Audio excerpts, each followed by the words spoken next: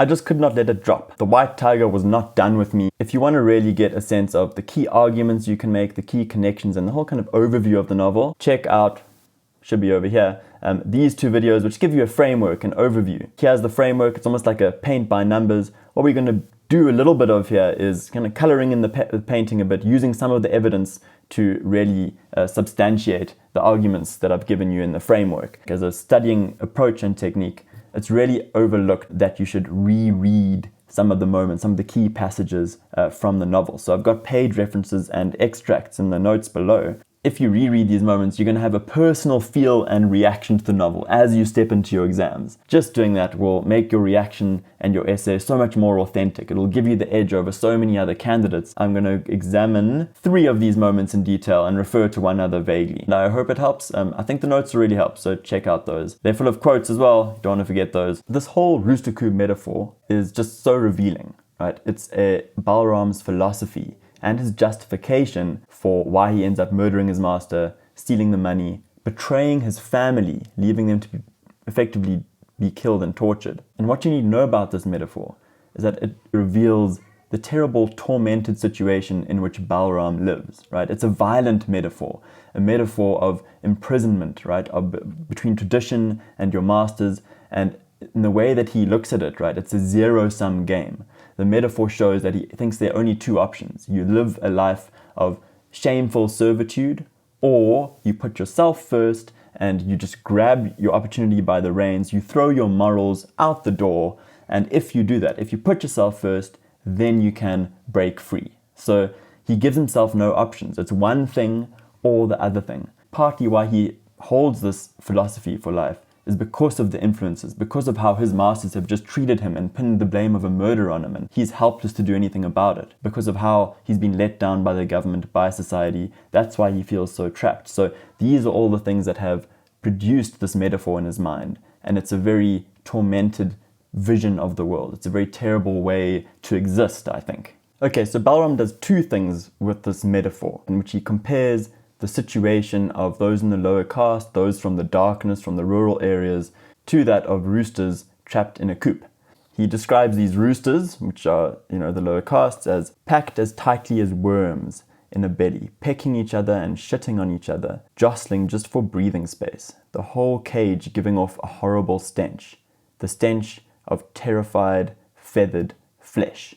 So the first effect of this metaphor is to show how they're being exploited, right? How these lower castes are living in terrible conditions, ignored by the government, ignored by the systems, and actually exploited by those who are using them, right? Their masters. And here's the exploitation. It's that grinning young butcher in that passage who's chopping up all the chickens for their organs. But the second, message of this metaphor is that, their situation is horrible, it's full of suffering, they're exploited. But he says, the ones who are truly to blame are those from the lower caste, the servants and the servant mentality they have, because they do not want to break away from their situation, even though they might have the opportunity to do so. So let's just read this. The roosters in the coop smell the blood from above. They see the organs of their brothers lying around them. They know they're next, yet they do not rebel. They do not try to get out of the coop. So why is it so difficult, according to Balram, for those from the darkness, from the rural areas, from the lower castes, to break free from the cycle of exploitation? Balram pins it on the Indian family. Think of the grandmother Kusum here. She represents the traditional, the communal, and these things are, according to Balram, holding them back. They're part of this rooster coup, on top of the exploitation of the masters. He says, the Indian family is the reason we are trapped and tied to the coop. Only a man who is prepared to see his family destroyed, hunted, beaten, and burned alive by the masters can break out of the coop. That is the real core meaning of the coop that you need to bear in mind if you use this in your essays, right? It is difficult because if you want to break free, you have to sacrifice your family. And that's what Balram does. He knows his family is going to be tortured and killed, right, by the stork and the mongoose. And he is willing to do that to save himself, to get himself away from the situation. This is going to actually cause a huge internal conflict in what is to come. That would take no normal human being, but a freak, a pervert of nature. So again, he's admitting there that for someone to do this, they are outside of their society. They're very different. They're abnormal. And he's judging himself actually quite harshly there, almost as a freak, right?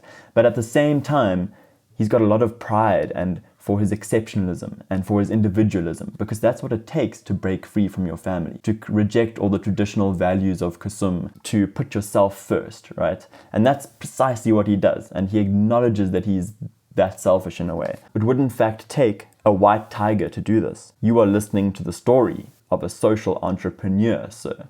So he uses that word entrepreneur. He sees himself as a pioneer, as someone who's brave. He's proud of himself, but he's also ashamed of himself. So he sets up that internal conflict in this metaphor as well. This moment is the moment of Balram's father's death in the hospital waiting room. And there are lots of moments that I could pick to capture those who live in the darkness are neglected by their government, how they are marginalized and how they just suffer immensely. I mean, there's Balram's education, there's the death of his mother. At every moment in the opening parts of the novel, there's just so many horrendous things that are described. But this one just really stood out for me. And so I use it as a way of capturing how we can't just blame Balram entirely for what he becomes. It's his whole situation. It's the whole system around him. I came to Dunbad after my father's death. He had been ill for some time, but there's no hospital in Laxmangra. Although there are 3 different foundation stones for a hospital, laid by 3 different politicians before 3 different elections. When he began spitting blood that morning, Kishan and I took him by boat across the river. We kept washing his mouth with water from the river, but the river was so polluted that it made him spit more blood. Just this assault on human dignity that we have. The hospital is far away because the one they're meant to have is not properly built. And then at the hospital they get into that story, if you read that passage, of the corruption and why there aren't doctors there to even look at his father. Even if there is someone who's going to look at his father, they have to bribe them to put his father up in the queue. So it's just a horrendous passage, and it makes you extremely angry that you have to go through like this, you have to live like this with no access to basic healthcare. There's no doctor there. Doctors are put on the register to go to the rural areas, but nobody wants to go there, so they pay the superintendent, the person in charge of all the doctors of the area. They give them a portion of their salary, so it looks like they're working there when they're actually somewhere else. "He's got tuberculosis, hasn't he?" the older Muslim man asked, as he swatted the flies away from the wound in his leg. "We don't know, sir. He's been coughing for a while, but we didn't know what it was." "Oh, it's TB. I've seen it in rickshaw pullers. They get weak from their work. Well, maybe the doctor will turn up in the evening." And so, on top of all this failure of services, there's also his father's life as a rickshaw puller. That's what has given him his diagnosis, which makes it just doubly tragic and makes you doubly angry when you read this. His father had no control here. It's the whole idea of being trapped. You can see why Balram at this very young age, this is after the death of his mother already, and now he sees his father here, and he turns his father into the symbol of what he doesn't want to happen to him. He also sees his brother as following in his father's footsteps, just listening to Kusum, living traditional communal life, and because of that, just absolutely suffering, right? And becoming poorer and living in these terrible conditions. And for Balram, this is his motivation behind developing the Rooster Coop philosophy, actually, putting himself first. You can contrast this to his mother's death. If you go read that passage, I've got a reference in my notes as well, where his mother becomes a figure of resistance because it's implied that she actually challenges the grandmother Kusum a lot, though she is more critical of tradition and community. But just note, it's a sad thing, right? To want to break away from your roots, from your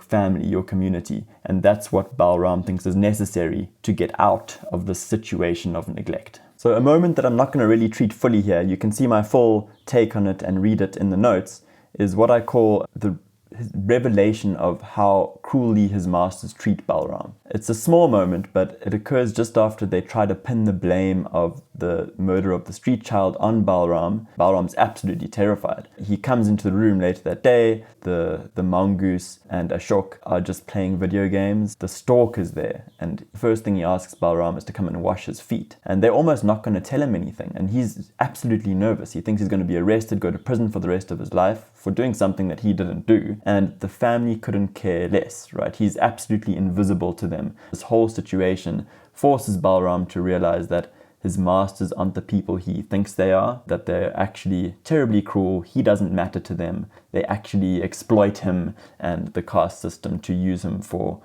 being a servant. And from this moment in the novel, his personality almost splits. The older narrator looks back at his younger self, sees how he was doing every task for them so obediently, and he's ashamed at that obedience. He's almost schizophrenic, right? He's pulled in two directions to be ashamed of how servile he is and how subservient he has to be to these terrible people. The desire to be a servant had been bred into me, hammered into my skull, nail after nail, and poured into my blood, the way sewage and industrial poison are poured into the mother Ganga. The final critical moment that I'm going to look at now are the closing sentiments of Balram. He says that, "Why not? Am I not a part of all that is changing this country? Haven't I succeeded in the struggle that every poor man here should be making? The struggle not to take the lashes your father took, not to end up in a mound of indistinguishable bodies that will rot in the black mud of the mother Ganga. True, there was the matter of the murder, which is a wrong thing to do, no question about it. It has darkened my soul. All the skin-whitening cream sold in the markets of India won't clean my hands again." There's a real overtones of Macbeth there with the rubbing of blood off his hands and struggling to deal with his conscience. But the first thing I really take from that is the contradiction, right? If he doesn't feel guilty, if he feels completely justified in having done what he's done, why is he confessing all of this? Why is he trying to talk to the premier about this, right? I think the fact that he's trying to share this message and justify himself so much, that shows that he is actually racked with guilt, which he's refuses to acknowledge properly. So he is suffering, I would say. He's also giving himself only two options. We call this kind of fallacy a false dichotomy. He's saying either you're going to rot in the river Ganga like your family before you, or you have to become a criminal and become completely corrupt and think about yourself. Right? That's the only way to escape. There are other options, right? But he doesn't see that in his story because he's telling himself this to make himself feel better about what he's done. These closing sentiments are also full of delusion and grandeur. So Balram is very all over the place, and he goes on to start talking about the future and his visions. He's going to set up a school full of white tigers, unleashed on Bangalore. We'll have this city at our knees, I tell you. I could become the boss of Bangalore. I'd fix that assistant commissioner of police at once. I'd put him on a bicycle and have Asif knock him over with the Qualis. I mean, just realize how much is wrong with his vision of the future there. Okay, he envisages creating this school where he replicates himself. It's not actually about helping the kids or letting them find their own way. It's about directing them towards accumulating more power and becoming as corrupt as he is. He just wants more of himself. So it's a very selfish vision when you think about it. He thinks that he is this kind of moral hero, right? That his vision of getting his driver to actually knock over the policeman, right? That there's no law or democracy in his vision of the future. In fact, he wants to become a dictator. He wants more power, and there is no justice really in his vision. So it's very chilling what he wants for the future of Bangalore and for India. And then the arrogance and hubris is just unending in these final moments. He tries to justify what he's done. I think the Rooster Coop actually needs people like me to break out of it. The weaker masters like Ashok need to be weeded out, and exceptional servants like me need to replace them. Again, this is the illusions of grandeur. He really thinks that he has become exceptional and magnificent, which is the white tiger actually. I'll never say I made a mistake that night in Delhi when I slit my master's throat. I'll say it was all worthwhile to know just for a day, just for an hour, just for a minute, what it means not to be a servant. I think I'm ready to have children, Mr. Premier.